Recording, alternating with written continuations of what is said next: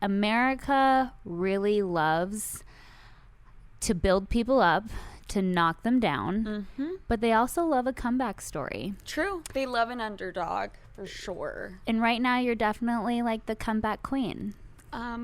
Thank you. You're doing that was great. The sweetest thing I've ever heard. I love that. There's definitely been a comeback. It took a little bit, but now I'm here. You were the child of a single mom who had you in her early 20s in Utah. You're living in Utah. Yes. Okay. Yes. And I can't even imagine how that affected you and made you feel like an outcast. Yeah. I was kind of raised LDS, which is Mormonism, for those of you who don't know. And then I was thrown into private Catholic school. So, and then I'm also just, my personality is very outrageous. So I'm kind of this like crazy party girl, juxtapositioned with Mormonism, where you can't drink, you can't, drink caffeine, like any of those things. Utah is very white.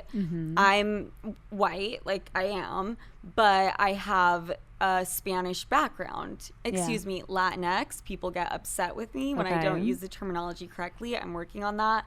So, yeah, I felt a little bit like an outcast, for sure. Seeing just you sitting here in front of me after experiencing what you did is profound, because I was publicly shamed, for my being a twice convicted felon drug addict on national television. And I didn't even have social media back then, right? But like, I didn't take 4 months. I took like 8 years to run away before I started a podcast. Right. Because holy shit, like, I know. The court of public opinion is brutal. And not only is it brutal, but there's no nuance or context with it either. The trauma that you go through, it's hard to explain to anyone. I mean, ours is very interesting, right? Because it was like a whole public thing and millions of people watching, whatever.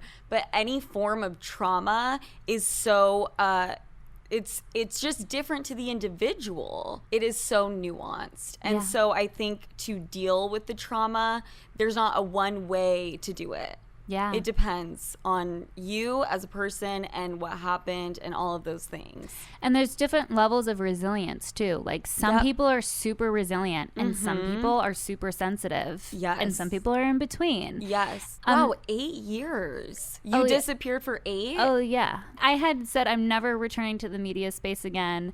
And then what transpired was I went into a suicidal depression. And I realized that the depression wasn't really that I was clinically depressed. It was that I needed to be helping out in the world. And I think like that is commendable that it took you 8 years, and some people, would scoff at that. I find it so commendable and amazing. I also got married, had kids. I mean, there was like a lot going on, but yeah, it was a lot. Well, let me tell you something interesting. So I could really, really trust women. Yes. Men I kind of rejected. Women became my safe space because I'm raised by a single mom. My grandma and my aunts came in to take care of me. So I felt really safe. I found safety in women. So when the betrayal happened with, my friend, who I considered a sister, that was more jarring and alarming to me. It was so horrific, and I think it was the best thing to ever happen to me. It was an opportunity for you to really step into who you are. Yes. And to own it, right? Yes. Because I think that's so interesting. It's like, I get a lot of hate, and so do you, right? And part of it that I've realized for me in the healing journey has been like, okay, so they call me a narcissist and all of these like horrible things. What part of that is true? We're all narcissists to a certain degree. Yes. And there's nothing wrong with that, actually. No, not at all. And people like throw the term around like it's, too loosely, and especially towards women. Yeah. It's really crazy, just the amount of canceling happening. It's just insane, you know?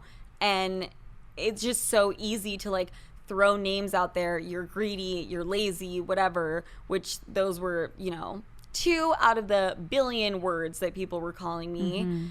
But they just throw those out there, and then everyone jumps on the bandwagon, and then you're canceled.